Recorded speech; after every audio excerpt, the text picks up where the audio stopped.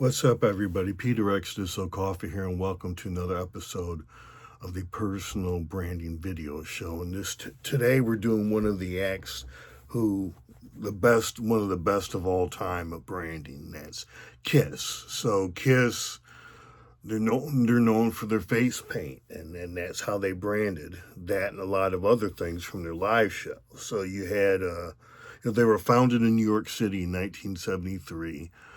Put a want ads in the newspaper. Started off as a band called Wicked Lester, and for those familiar with Kiss's catalog, Wicked Lester has an interesting version of She that was on the first.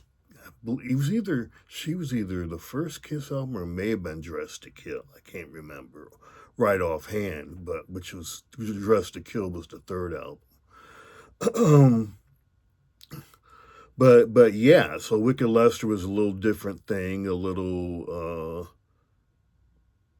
bohemian, little and obviously Kiss was a little harder brand of rock. Um, yeah, but let's get right into branding. So you had Paul Stanley was the star child, white paint, star on the eye here. Gene Simmons was the demon. We'll get to why later, and he had his over both eyes, his unique um, design, and the spaceman was Ace Frehley, a science fiction fan like myself, and then the cat was Peter Criss. Now, interestingly enough, Paul Stanley flirted with being the Bandit for a while, which had two black bands on his eyes, mimicking the Lone Ranger. And he did this, I believe, three times, and settled on Star Child in '74. So early on, yeah. So he made three public appearances with his Bandit paint, and then decided, nah, I don't want to be the Bandit. I want to be Star Child. And he is the front man essentially. He's the one that the hype man for the crowd. I mean, you know, maybe he does 2/3 of the singing, Gene does a third, and Peter and Ace would get a song every once in a while. But he's the one. He's the hype man. He's the one that does the call and response to the crowd, and so the star kind of fit. Um, After '79, after the Dynasty album, Peter and Ace leave, and there's other people brought in the band. So Eric Carr was a drummer, he had the Fox paint, and then Vinnie Vincent was one of the guitar replacements, and he did an onk. Now later, they just basically like, you know, Paul and Gene like, we own the face paint, we own these symbols, and so when they brought in new people, they just gave them the new the spaceman and cat and ran with it. So Kiss is in the Rock and Roll Hall of Fame. It was controversial because a lot of folks in the Rock and Roll Hall of Fame didn't want to put Kiss in there. And so they kind of screwed them and only put in the four original members rather than, the other folks. I don't know, four or five drummers, six or seven guitarists that contributed to the band. It was in the studio for a lot of the 80s and 90s albums. Kind of sucks. It was done on purpose. But it is what it is. And particularly Eric Carr, who, Paul and Gene love, who, had brain cancer and passed while as a member of Kiss. I mean, so it kind of sucks. But, you know, Kiss has always been you either love them or you hate them band. And hey, I'm doing the channel, doing this episode, I love them. So Kiss took the makeup off in 1983 and a reveal show on MTV, and then they put the makeup back on in '96.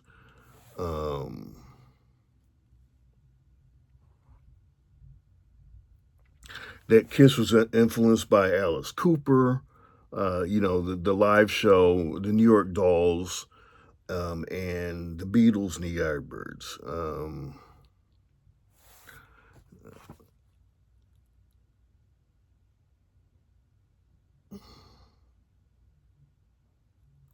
Now, here's the interesting thing. One of the most hated songs by Kiss, uh, by classic rock fans, non-Kiss fans, is "I Was Made for Loving You." They say it was disco and they hate it. It was disco. I loved it. Loved it when it was released. Still love it. And this is the only song by Kiss that's gotten over 1 billion streams. Um, the interesting thing is Gina said, we probably shouldn't have done the song. This was, Paul pushed this. This was on the Dynasty album.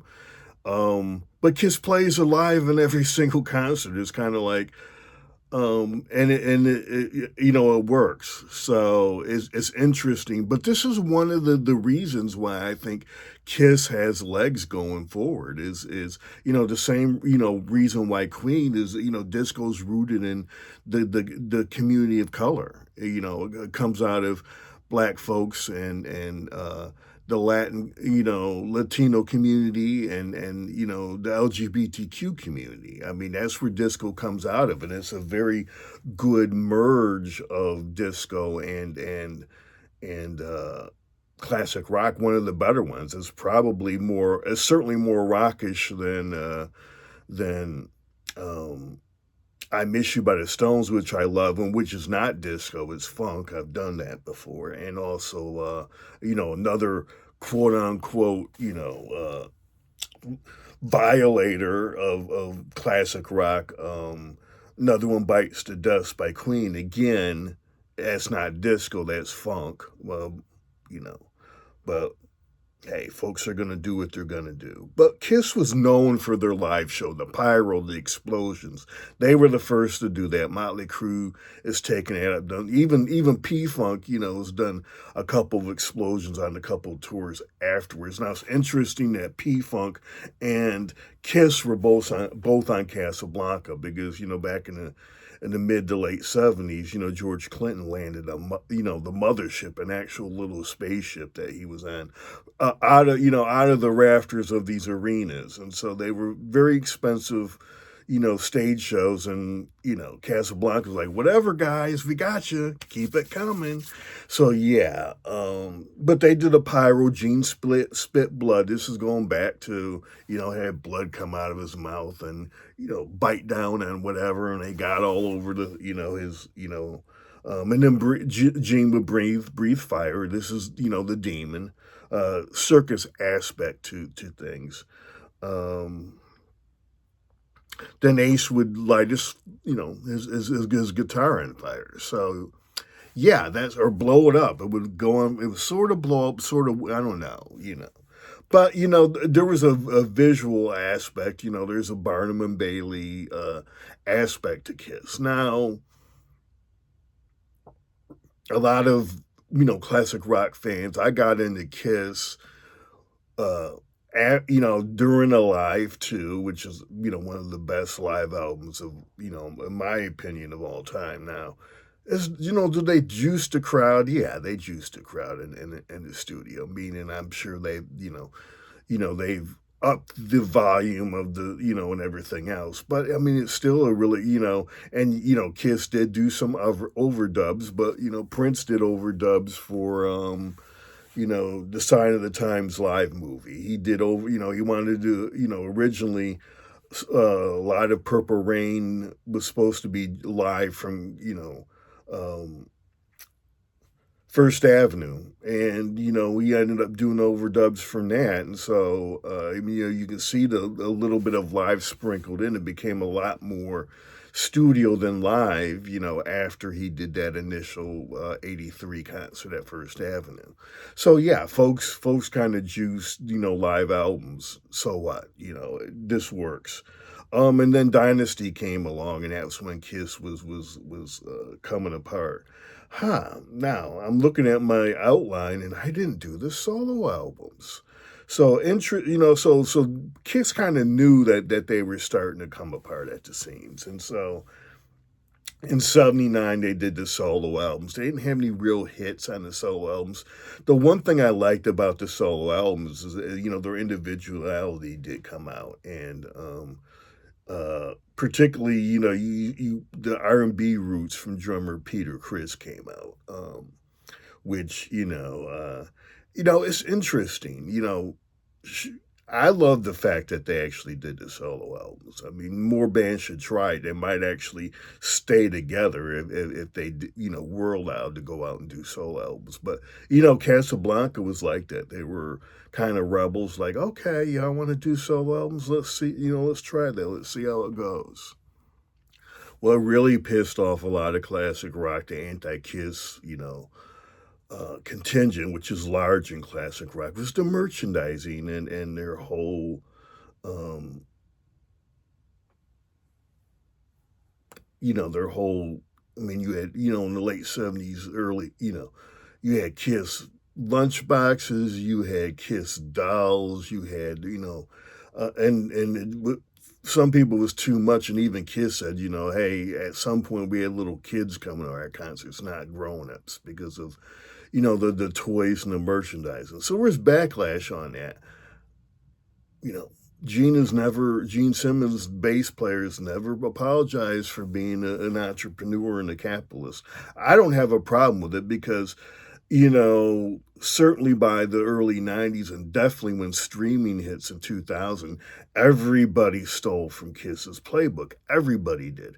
And then, MC Hammer got the same flack, in the in late '80s and early '90s because he had his own cartoon show and all kinds of merchandising, and every single hip hop artist today is doing what MC Hammer did back in the day. So they were trailblazers, Kiss and MC Hammer when it came to that. Give them their due. Yeah, so my journey with Kiss, as I said, I came in when Unalive 2, right there between Dynasty. I mean, come on, explosions. I mean, fire breathers. I mean, and I'm in middle school. I mean, that shit was cool as hell. I can't remember what episode I talk about my uncles. I had, Hit Parade and Cream, and they had the Kiss posters, and Gene would have blood all over, and he'd be breathing the fire. My uncle came and they were like, "They're fucking devil worshippers," and ripped all the stuff down. And so I just, the next month, Cream and Hit Parade had more Kiss posters, so I just moved my clothes around in the in the closet and put it there where nobody could see it. So yeah, my Kiss journey.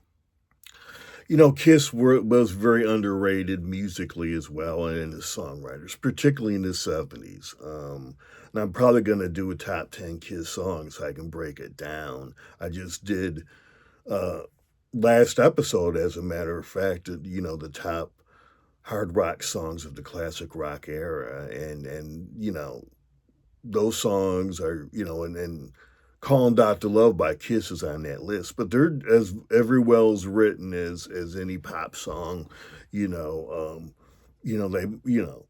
they they use different instruments, but they're doing the greats, what the Beatles and the Motown did. So I'm pretty sure when I do the top 10 Kiss songs, I mean in the '70s they were very good writers. They had great producers in the studio too, and that helped them out. Some of the best producers from the '70s were there, and into the '80s and '90s, their ex producers worked with a lot of other acts.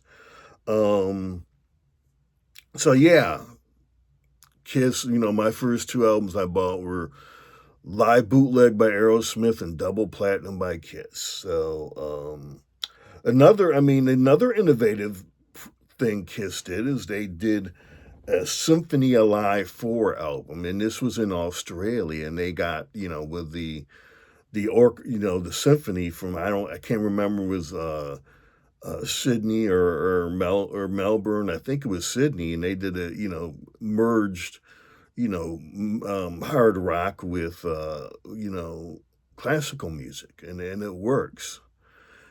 So yeah, I mean, people underestimate the innovation that Kiss brought to the game. So I ran across a YouTube video I think Gene had done in the last few months. So Kiss, wrapped up their final tour.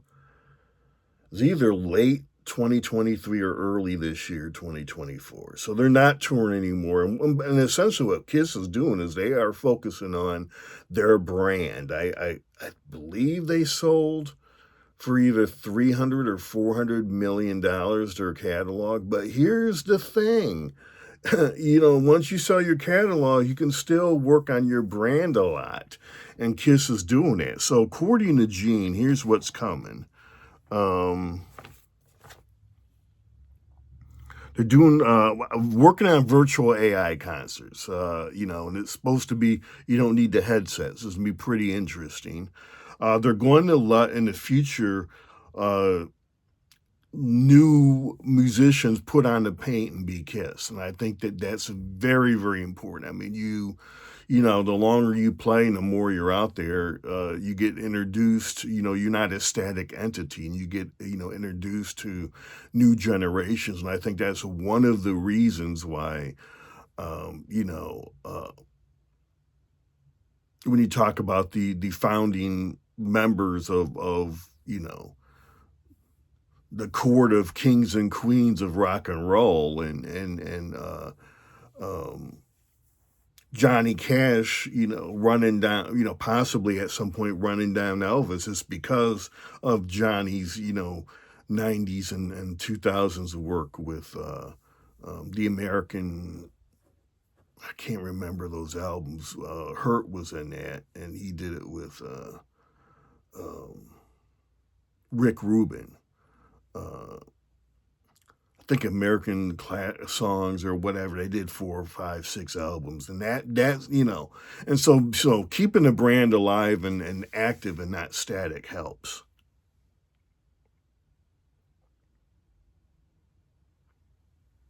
They're also doing a cartoon. They're doing a biopic, a movie based on the history of the band, and they're doing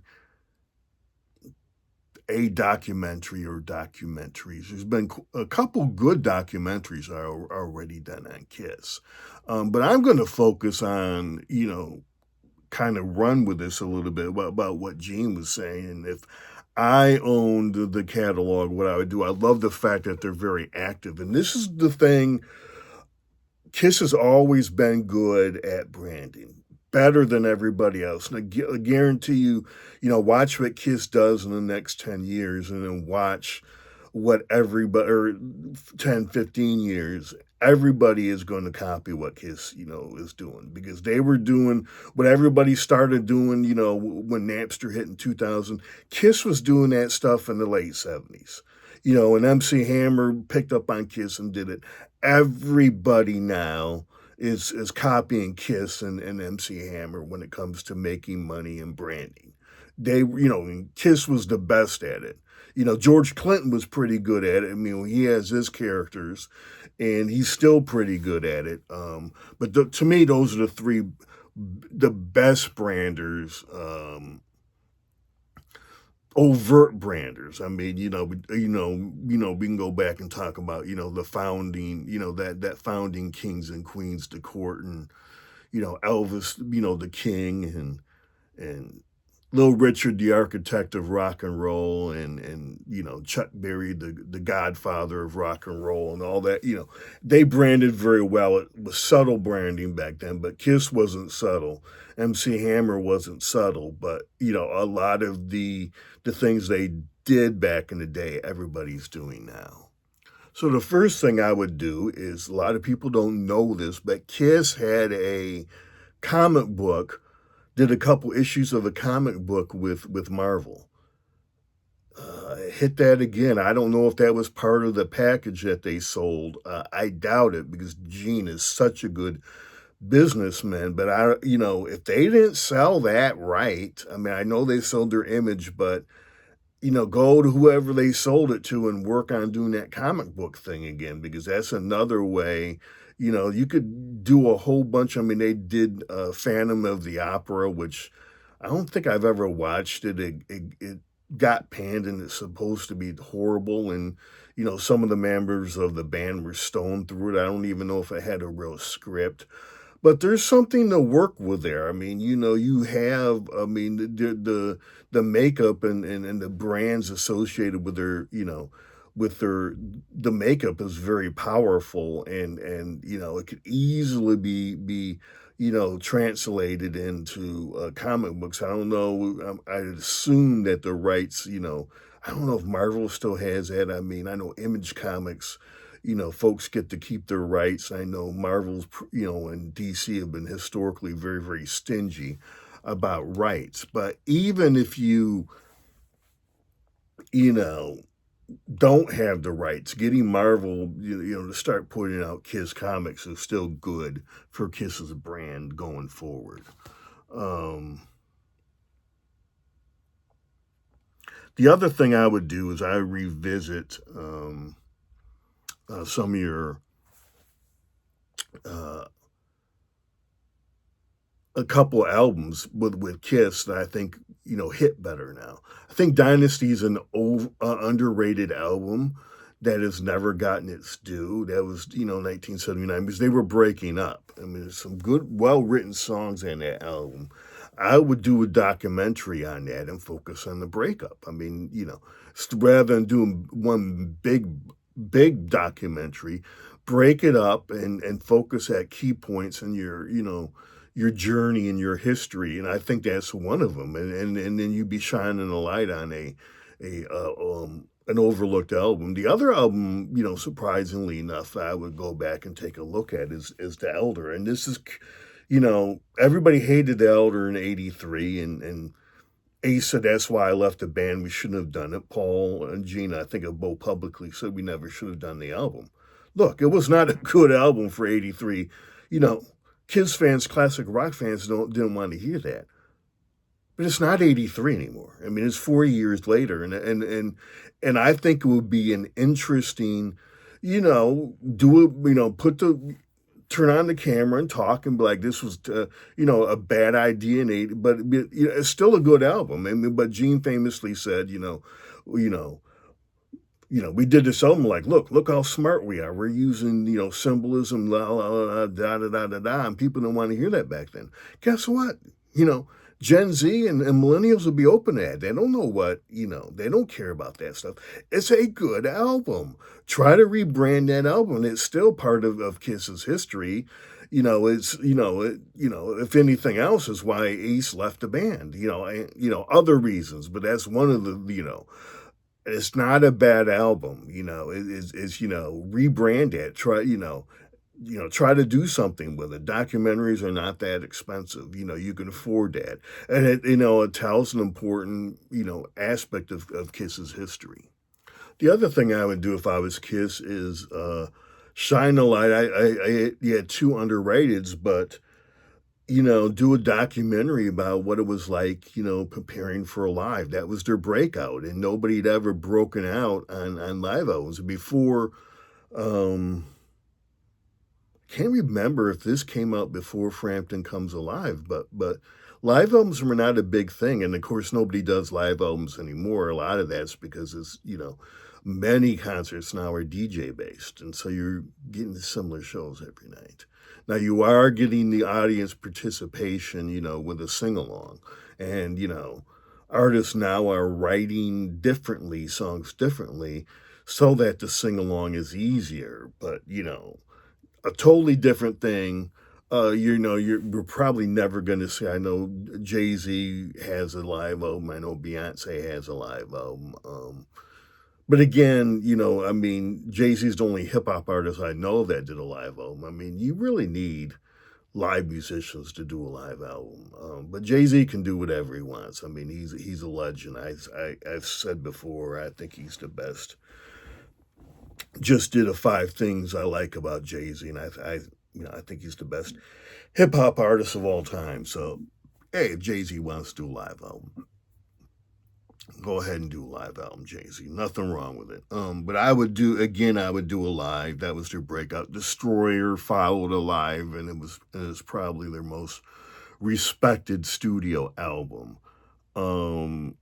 yeah, so I would do that. That actually make land somewhere as well on the Rolling Stone top 500 albums of all time.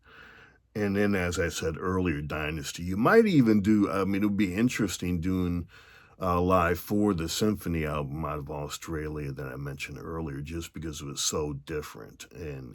But that's this and focus on innovative aspects that Kiss did. Everybody, hey, you got a lot of shit for being innovative. You might as well take credit when everybody else copied you and ripped you off. Go back and claim that shit because hey, being a Kiss fan in the late '70s and '80s wasn't fun. You got made fun of and bullied, but I've been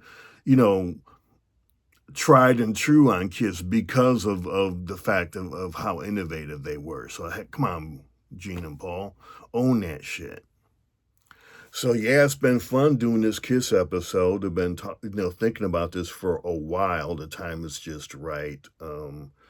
Just keep an eye on Kiss. I mean, I again, as I said earlier, 15, 20 years from now, I think they're going to be copying Kiss again. I mean, you can shit on them all you want, but they know what they're doing. Gene is a businessman. So anyway, on that, and a damn good one at that. So on that note, let me hit this close. So subscribe to the channel, like the episode, leave some comments. Hey, if you're a Kiss hater, go ahead. I don't care. I'm not changing, I'm rolling with Kiss, forever. But if you want to hate, hate. But you can't argue the facts here. You know. Um, and most classic rock folks can find a couple Kiss songs that they like because they're good songwriters, like it or not. Um, yeah, so hit the like button, subscribe, leave comments. I got 5 albums of my own here attached to the channel, also on all the streaming services. I record under the name Exodus, XODUS. And all my music is on all the major streaming services. My first album is called Book One. I also write science fiction and fantasy. I have 2 novels and novella on Amazon, and I write under the name Peter Exodus O'Coffer. So appreciate you coming through, and I will see you next episode.